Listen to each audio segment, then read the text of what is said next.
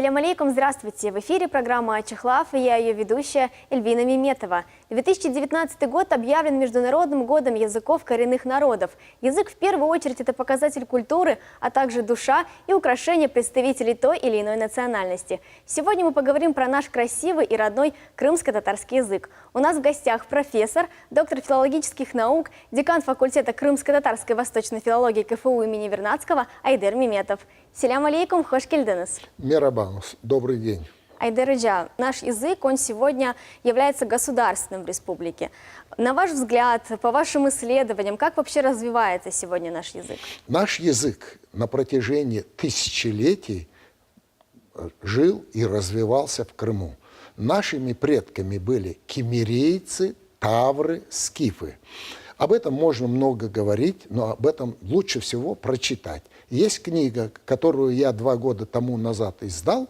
Она имеет только положительные отзывы, что предками крымских татар, вот поэтому они и считаются коренными, являются тавры, киммерийцы, скифы. Первая информация о которых имеется до нашей эры, в X, в XI веках, имеется о них информация.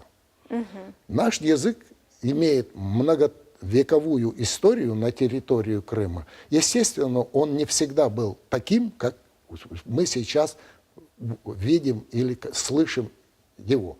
Он развивался. Если сперва в основе крымско-татарского языка лежал кыпчакский его диалект, то в последнее время, точнее в начале прошлого столетия, в 1928 году была проведена международная конференция, и на этой международной конференции в основу крымско-татарского литературного языка был положен его средний диалект, который сочетает в себе элементы как южного, так и степного диалектов. И вот теперь наш современный литературный язык – это вот язык, основанный в основном на кыпчакских элементах. Одним из самых древних письменных памятников, а точнее словарей, является Кодекс Куманикус, который был составлен итальянскими торговцами на территории Салхата, это современный Старый Крым, в 1297 году. Копия этого словаря находится в Италии. Она была написана, копия снята в 1303 году. Некоторые исследователи полагают, что словарь был написан в начале XIV века, однако мы уточняем, что словарь был написан 1292-1295 по 1297 годы, а вот в 1304 году была с него снята копия. Скажите, ну а каким изменениям подвергается язык? Что влияет на это? Можем ли мы отнести сюда информационные технологии? Вне всякого сомнения, язык – это живой организм, он живет, развивается. И очень жаль, конечно, приходит время, когда он умирает. Мы прекрасно знаем, что на латинском языке вся Европа говорила в средние века, но как таковой латинский язык сейчас сохранился только в том виде, в аптеках вам могут выписать лекарства и так далее. Наш язык развивается, и он развивался в течение столетий. Вот почему одна из первых моих научных работ, это моя кандидатская диссертация, была посвящена персидским заимствованиям в крымско-татарском языке. Я закончил восточное отделение, моя специальность иронист, филолог, востоковед, преподаватель там персидского языка со знанием английского. Вот зная персидский язык, я стал в своем языке искать персидские слова и персидские элементы. Их оказалось достаточно много для того, чтобы оформить их в качестве кандидатской диссертации. Конечно, заимствуя слова из одного языка в другой, они претерпевают определенные изменения, в первую очередь фонетические, так как фонетическая система того языка, который дает эти слова, и того языка, который принимает, а в данном случае принимает крымско-татарский язык, у него веками сложившаяся фонетическая система, она приспосабливает иностранные слова к своей фонетической структуре. Вот, к примеру, в персидском языке есть слово «бозор». Базар, что в переводе означает на русский язык тоже базар. Да. А у нас базар. Как вы видите, там если в первом и во втором слоге долгое и гласное «о», а у нас «а». Точно так же фонетические изменения претерпевают многие слова. Так вот, кроме персидских заимствований в нашем языке очень много арабских слов. Но арабские слова, как правило, попали к нам вместе с исламом. Да. Вот когда наши предки приняли ислам, а это было где-то в порядке 13-14 веках, так как исследования показали, что надгробные памятники в Крыму датируются с исламскими, с мусульманскими именами, начиная с 13 века, но не раньше. Это у нас был такой Осман Акчокраклы, известный наш ученый. Он проводил археологические исследования, и он как раз-таки говорит о том, что первые арабские собственные имена у крымских татар, у наших предков, встречаются, начиная с 13 века.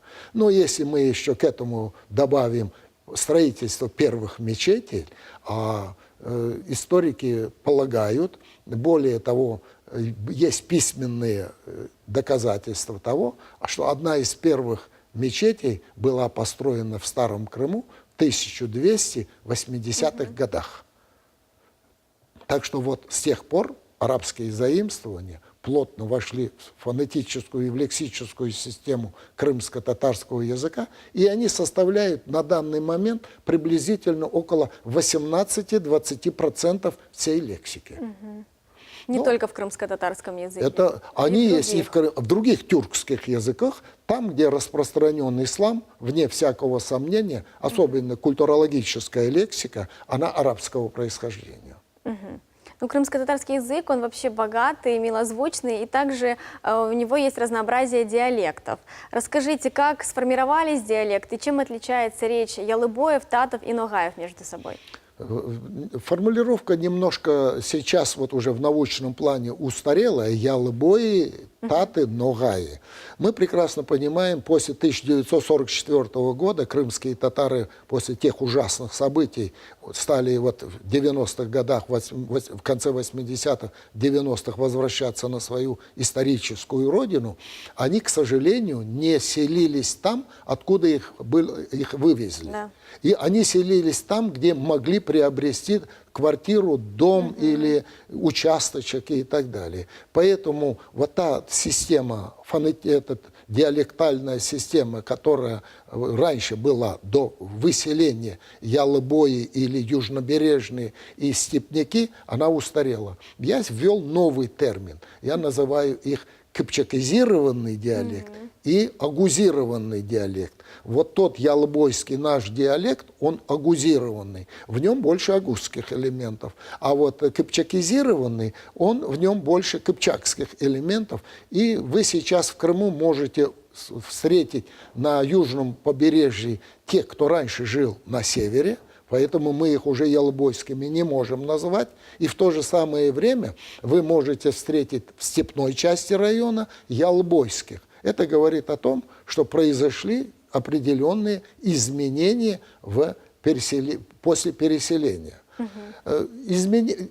Разница между ними значительная. Разница между агузированным и кыпчакизированными диалектами и в фонетике, и в лексике, и в семантике. Вне всякого сомнения, по всем этим направлениям можно проводить исследования, и вы увидите. Несколько лет тому назад РГНФ, это Российский гуманитарный научный фонд, выделил значительную сумму денег, я не буду сейчас озвучивать в количественном плане, для изучения нашего степного диалекта. Я называю его кыпчакизированным. В течение 3 лет была проведена определенная значительная работа, и мы издали сборник, касающийся и фонетических особенностей, и лексических, и семантических особенностей нашего северного кыпчакизированного диалекта. Это останется на века в истории. Даже носители этого диалекта, если даже когда-то исчезнут, а мы прекрасно понимаем, что сами по себе диалекты с течением, они теряют свои специфические особенности под влиянием Ассимилируются. литературного языка. Наш литературный язык Считается татский сейчас литературным. сглаживает, наш литературный язык сглаживает диалекты. И те, кто раньше говорил, допустим, на агузированном или на ялыбойском диалекте, получая образование, высшее образование в университете, он уже приспосабливается к литературному языку и уже на литературном языке излагает свои мысли. Ему очень тяжело вернуться к своему диалекту. А те, кто вообще не изучал в высших учебных заведениях или в школе, они еще сохраняют. Но, к сожалению, уже чистых диалектов у нас не осталось. Это хорошо или же все-таки не очень? Как вы Вы считаете? знаете ли, мы исторически зафиксировали, это нельзя говорить, это хорошо или плохо. В определенный момент развития нашего языка были эти диалекты.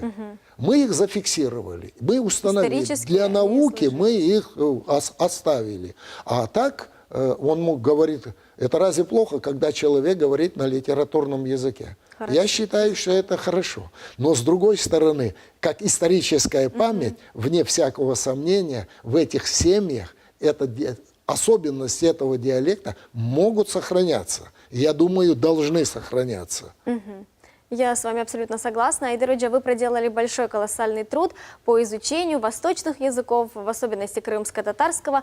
В рамках этой программы мы тоже обучаем наших телезрителей родному языку. И сейчас предлагаю посмотреть наш новый выпуск рубрики, где наши телезрители смогут познакомиться с новыми словами и выражениями на крымско-татарском. Мерабанас урметли телесъезжелер. Здравствуйте, дорогие телезрители! Каждый согласится, что без письменности большинство достижений человеческой мысли и бесценный труд минувших поколений исчезли бы бесследно. Ежегодно 5 ноября отмечается День крымско-татарской письменности, и сегодня мы выучим слова, связанные с этой темой.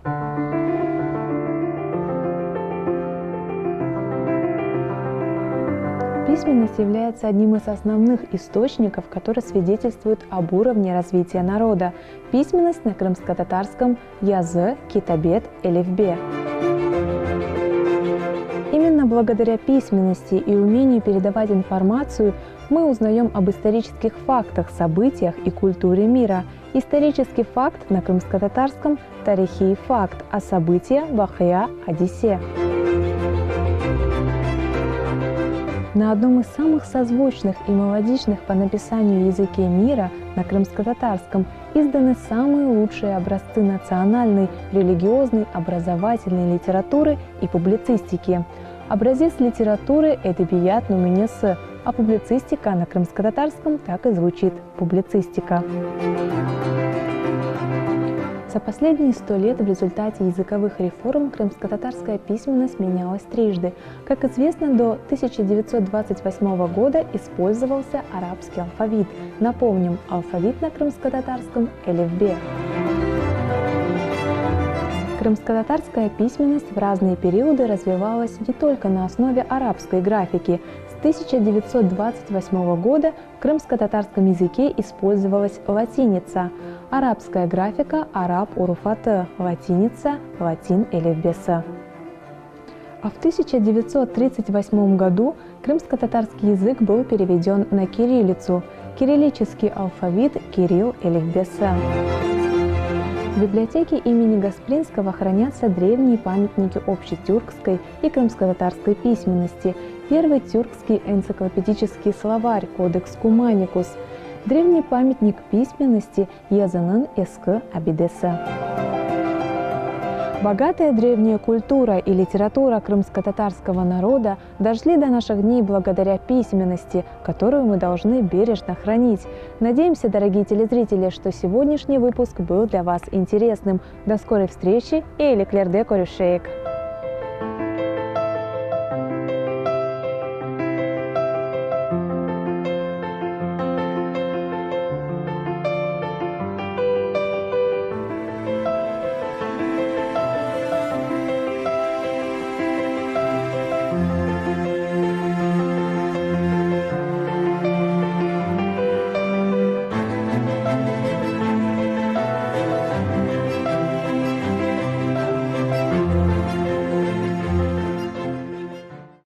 Илья, чем больше языков вы знаете, тем умнее и образованнее становитесь, но в первую очередь необходимо изучать свой родной язык. Сегодняшний эфир мы посвятили нашему крымско-татарскому языку. Общаемся с профессором, деканом факультета крымско-татарской восточной филологии Айдером Меметовым.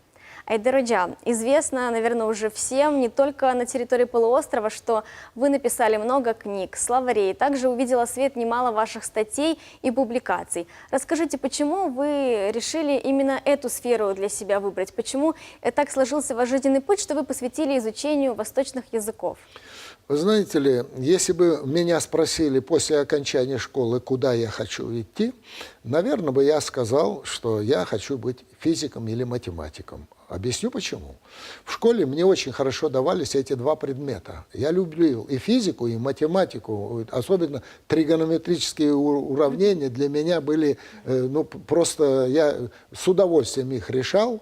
И преподаватель видел, он мне посоветовал, говорит, тогда вам, вне всякого сомнения, вам нужно поступать на физико-математический факультет. Ну, жизнь сложилась так. Я закончил школу в 1960 году. Тогда в действии была 5-я графа. Крымских татар и представителей других, некоторых других народов, малочисленных народов, старались не брать высшие учебные заведения. Я положительно сдал вступительные экзамены, но при зачислении мне отказали. Сказали, вы очень молодой. Тогда мне было действительно 16 лет. Я в 16 лет закончил школу. Сказали, у нас поступают по несколько раз и по несколько лет, так что вы на будущий год придете. И мне тогда, 16-летнему, отказали в зачислении. Я пошел работать. Сперва я учился на шофера, выучился на шофера и несколько лет работал водителем. Водителем на грузовой машине. Но параллельно с этим я занимался спортом. В спорте я достиг определенных успехов. В течение первых 2 лет я выполнил норматив мастера спорта СССР по греко-римской борьбе. Тогда было это довольно большое достижение. Тогда меня стали приглашать в вузы. Приглашали в физкультурный институт. Но в физкультурном институте я сказал, нечего делать, так как я уже мастер спорта, я достиг определенных высот в этом направлении. Дальше мне там будет неинтересно.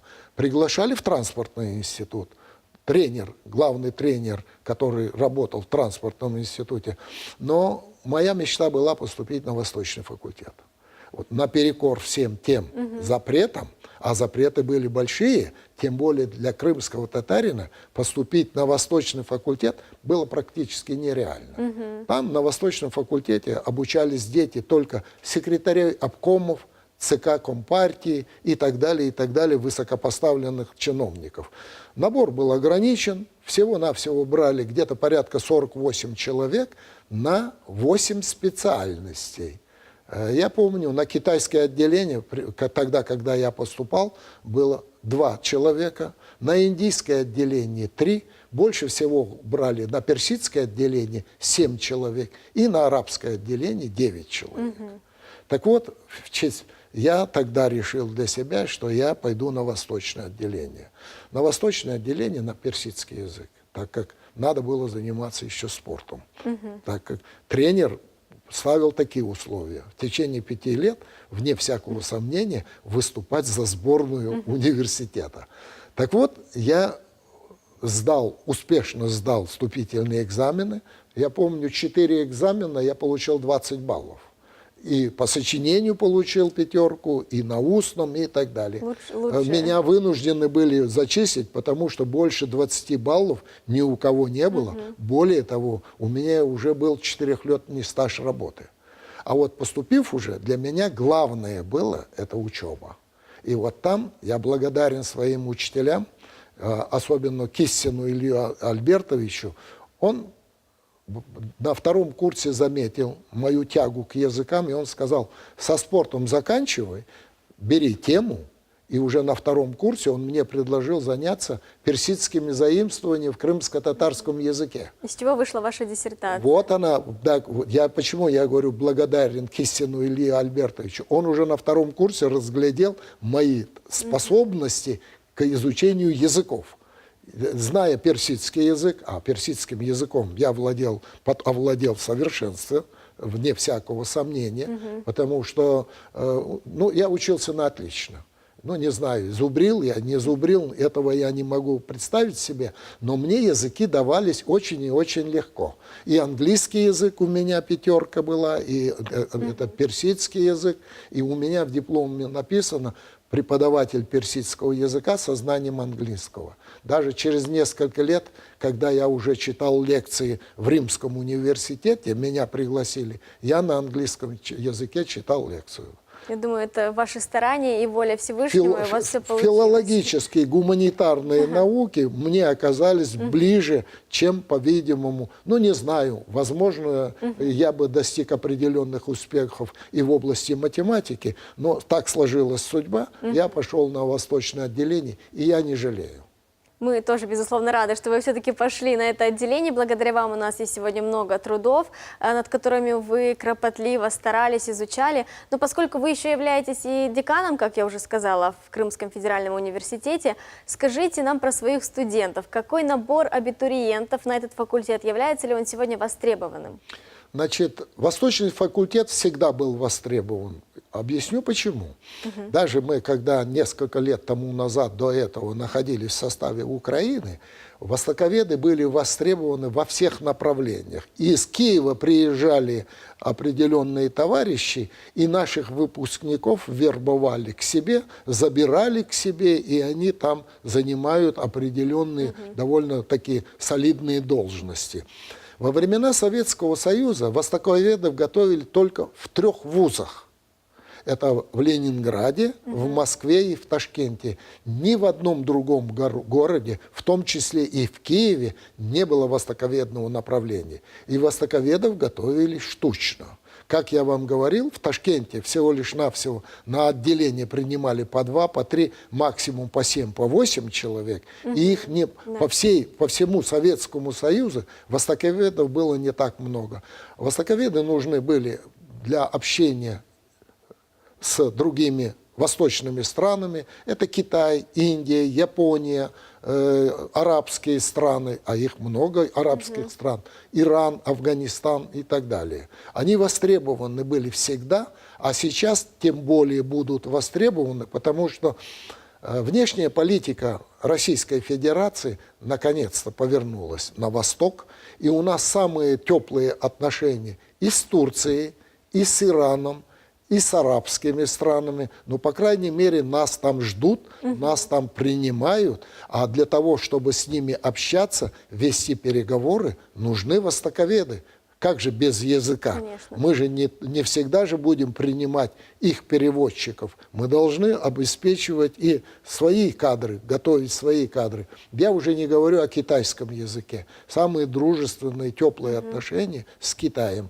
Мы в перспективе планируем, руководство университета поддерживает нас, открытие китайского отделения, японского, и я бы предложил еще индийского отделения. В перспективе наш факультет должен перерасти в институт востоковедения и международных отношений. Точно такой же институт есть в Казани. Руководство нас в этом плане поддерживает. Друзья, вот завершая наш с вами такой приятный диалог, мне хотелось бы добавить, что вы еще являетесь членом президиума Международной организации тюркологов. И зная это, вот скажите, на данном этапе развития сегодня над какими проектами, исследованиями научными в сфере языка вы работаете? Что нам еще от вас такого интересного и полезного ожидать? Вы знаете, я действительно, как вот вы подчеркнули, являюсь автором более 35 книг. Более половины из них учебники для школ и для вузов. Буквально вот в прошлом году вышли 2 последние относительно в Москве 2 учебника. Если в позапрошлом году издали 5, 6, 7, 8, 9 классы, 5 моих учебников в соавторстве с моими учениками, то в прошлом году еще издали 10 и 11. Как вы видите, Москва заботится о нашем языке.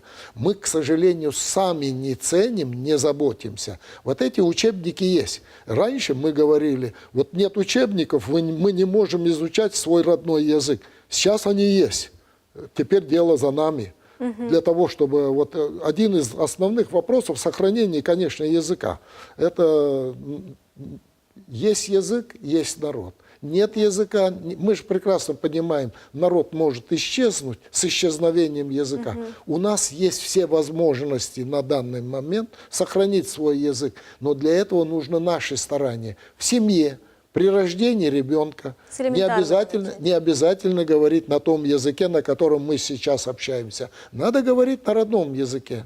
Так что это все зависит от нас. И мы не должны никого винить, а приложить определенные усилия, чтобы сохранить свой язык. Для начала в семье нам никто не возбраняет преподавать язык в школе. Есть же учебники, значит, в школе мы можем... У нас есть высшие учебные заведения, целый институт, индустриально-педагогический университет, там, где он считается национальным. Является ли он таковым, это другой вопрос.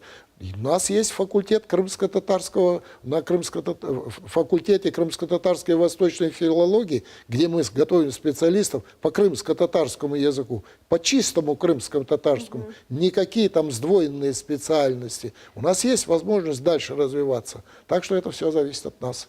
Друзья, чох сагыл, у нас было сегодня с вами приятно пообщаться, и думаю, самое главное, это полезно. Приходите к нам еще и продолжайте трудиться, работать на благо народа и на благо нашего красивого языка. Спасибо.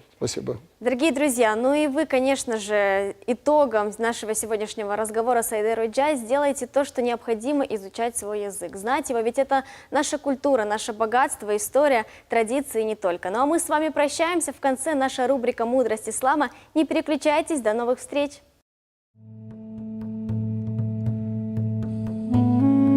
Ахд – договор, заключенный между Всевышним Аллахом и людьми, где человечество признает единого Аллаха и служение Ему. Адль – с арабского «справедливость», «порядочность». Термин означает категорию нравственной оценки личности, предполагающую честность и правдивость. Ахунд – звание мусульманского ученого высшего разряда. Ранее ахунды являлись главами духовенства областей и городских общин. Через них власти взаимодействовали с имамами.